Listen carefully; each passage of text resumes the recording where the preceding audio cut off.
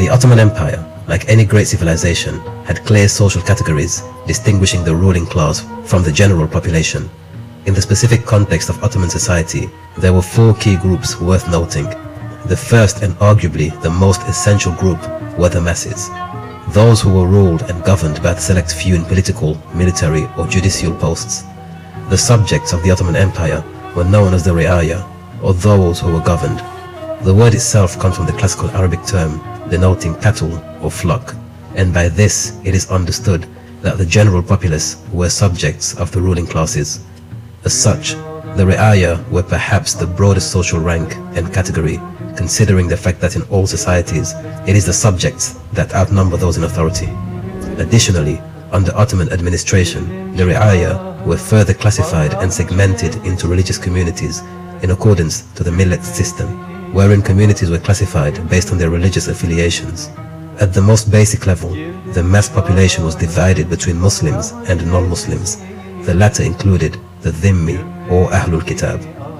Muslim subjects were treated as one community regardless of the melange of ethnicities.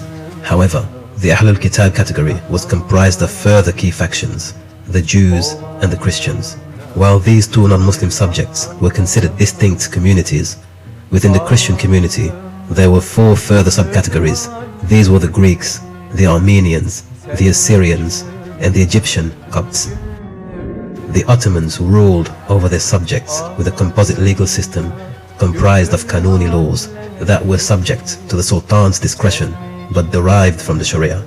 In addition to these governing laws, the Ahlul Kitab were granted judicial discretion where certain religious matters were concerned. The Jews, for example, could legislate amongst themselves using laws from the Torah and other legal books, while Christians had the right to apply canonical laws in their community. In exchange for these concessions and for the military protection of its non-Muslim citizens, the Ottoman administration extracted jizya, which was a form of tax or a tribute levied on Christian and Jewish communities. As such, non-Muslim citizens were not required to defend the realm or to participate in military engagements. The second social rank within the Ottoman Empire was comprised of the military. This was perhaps the most oversubscribed social rank outside that of the Ri'aya, given the might and history of the Ottomans. Within this social class were many ranks, beginning with the Ghazi. This title was typically synonymous with the rank-and-file soldier, although over time it was also a title given to leading members of the military class. Then came the Pasha. This rank was reserved for senior or commanding officers within the Ottoman military, and came to be an honorific title for men of high social status later on. Following this was the rank of the Agassi, which signified a position of seniority occupied by the leading military chiefs and masters. In addition to the aforementioned groups, perhaps the most prominent and feared group within the military circles were the Janissaries, also known as the New Soldiers. This elite military unit was originally created by Sultan Murad I and served as a private army who would be dedicated and loyal only to the Sultan. In a time when rival clans and families were vying with each other for power within the empire, the Sultan realized that placing such rivals within the army could put the ruling Sultan at risk of betrayal and mutiny if any single group became the majority. So he decided to create a totally neutral and loyal army to serve him exclusively. Subsequent sultans embraced this practice, and the Janissaries became a formidable force to be reckoned with within the empire. The Janissaries were initially exclusively Christian boys, seized and enlisted from communities inhabiting the Balkan regions. Once enlisted, these young boys would be converted to Islam and then trained in military and administrative disciplines through the Devshirme system. These soldiers would graduate from the Janissary Corps to work in key administrative posts. Others would officially serve the Sultan as part of his elite military guard. In time, Muslim families would pretend to be Christian in the hopes of getting their male children through the training program, while Christian families would in turn volunteer their sons for the service, as it became a means by which they could grant their children superior education and social mobility. The third group within Ottoman society were religious clerics and dignitaries such as imams, muallims, qadis, and wazirs. As with all empires built upon and maintained on the premise of divine ordinance, it was important for the Sultan to have the explicit approval and validation of the religious class, especially when waging war and passing certain laws. though at times certain religious principles were circumvented or even bypassed by those in power, with the help and complicity of the religious elites, as has been the case in many theocratic monarchies in times past and recent. Because the Ottoman Empire was a Muslim one, its most illustrious religious post was designated to the Grand Mufti, who was also known as Shaykh al-Islam. Finally, the most influential and powerful social class within Ottoman society was that of the Askari. These were the aristocrats of Istanbul, the noble men and women who governed the realm and embodied the most exquisite and refined aspects of Ottoman culture and civilization. The Askari milieu encompassed military and religious ranks, usually at the most senior end of the spectrum. Additionally, members of the Askari included the administrative and governing groups, most notably the Divan, also known as the Sublime Porte, a reference to the palace doors that concealed much of the important decision-making activities that preoccupied the ruling classes.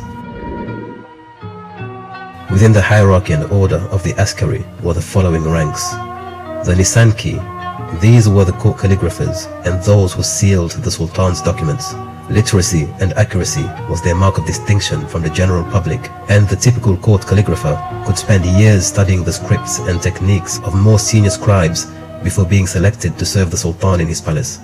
The Wali, or the Guardian. This was in fact a title describing the regional governors elected by the Sultan to administer the territories across the empire. Such elected officials had considerable autonomy and power at varying points in Ottoman history. There were, however, a level below the Beylevi, who were also known as Bey. This was typically a more senior ranking governor elected to administer conquered regions on behalf of the Ottoman Sultan. Think of this as the role of a district or regional manager. The next level of stewardship was entrusted to the Khedive. This rank was above the Bey. The Khedive was the official viceroy to the Ottoman Sultan, assigned to govern on behalf of the empire in distant territories. Think of this rank as that of the vice president. Arguably, the most famous Khedive in Ottoman history was Muhammad Ali Pasha, an Albanian officer who rose through the ranks and was entrusted with the governance and rule of Egypt after successfully expelling Napoleon from the region and chasing the Al Saud clan out of Mecca and Medina, thereafter reinstating Ottoman rule and dominance in the Hijaz. Another leading and important role within the Askari was legislative, and this task was entrusted to the Qadi. This was the judiciary post assigned to a judge, be it in military or civic circles. Needless to say, the judge had significant influence and power. Also belonging to the legal and religious factions was the Shaykh al-Islam, who, as we previously explained, occupied the highest rank within the religious establishment, one that was often compared to that of a pope or a chief rabbi. In the realms of administration and general governance, there was the post of Ra'is al-Kuttab, who served as the Sultan's chief scribe, while the Defterdar was the elected finance minister in charge of treasury and fiscal policy. The finance ministry itself was one of many ministerial posts occupied by what were known as viziers. These were ministers of various administrative roles whose highest ranking representative was the Grand Vizier, often characterized as the Sultan's right-hand man and closest confidant.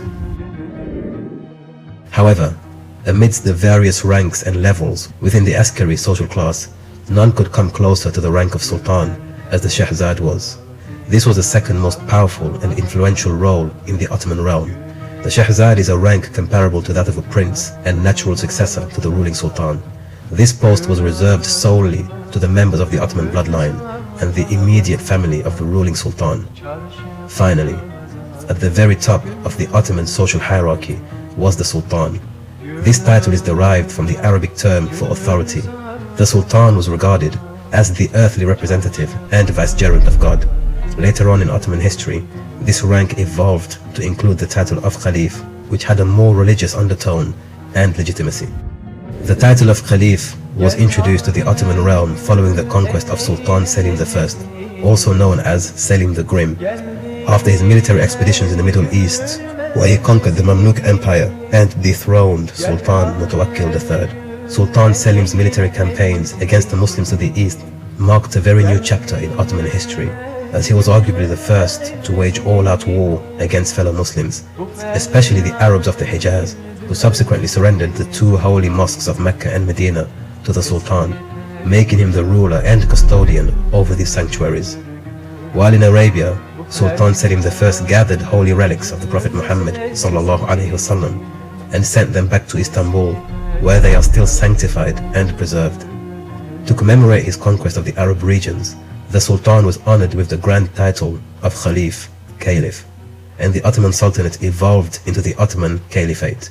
Its rulers were subsequently known as Sultan Caliphs. This presentation is by no means an exhaustive list of the varying groups and social ranks within the Ottoman Empire. However, as the Ottoman Empire grew and developed, a deeply guarded and very private society emerged within the shadows of the Sultan's palace. The harem was often romanticized and intrigued Western readers with tales of exotic and sensuous luxuries reserved for the Sultan's own private indulgence. To many, it came to represent what has often been described as the Sultanate of women. Contrary to the prevalent thoughts and ideas of foreigners, the primary function of the harem was to provide the Sultan with male inheritors to the throne and secure continuity of royal rule. The hierarchy and order within the harem itself was very well governed in order to safeguard the integrity of the Ottoman royal lineage. At the very lowest level of precedence were the Sultan's concubines. These were young virgin girls captured, purchased, or brought into the harem as potential mates for the Sultan. They would be educated and prepared for the purpose of bearing a male child who may one day become the next ruler of the realm. Think of these young women as the female equivalents of the Janissaries, as many of them were Christians from the Balkans, and their sole purpose was to serve the Sultan and to preserve his sovereignty. Though they could number into the hundreds, these concubines were not recognized as wives of the Sultan, as he could not be married to more than 4 women at a time. Once a concubine conceived of a male child, she would no longer be a mate to the Sultan. This was done in order to ensure that each concubine had only one son by the Sultan, thereby avoiding the potential joint claim of future sultans born to the same mother. Once the Sultan's concubine had delivered a child, more specifically a male child, for the Sultan, she rose in rank and was admitted to the level of potential royalty should her son inherit the crown later on. From this point onwards, she was thus known as a Haseki. On very rare instances, the Haseki even got married to the Sultan. However, this was against protocol and not very common. Additionally, such women were not permitted to have intercourse with any man before or after the Sultan copulated with them, to the effect where they were guarded by royal eunuchs at all time. Which brings us into the next category, the Harem Agassi.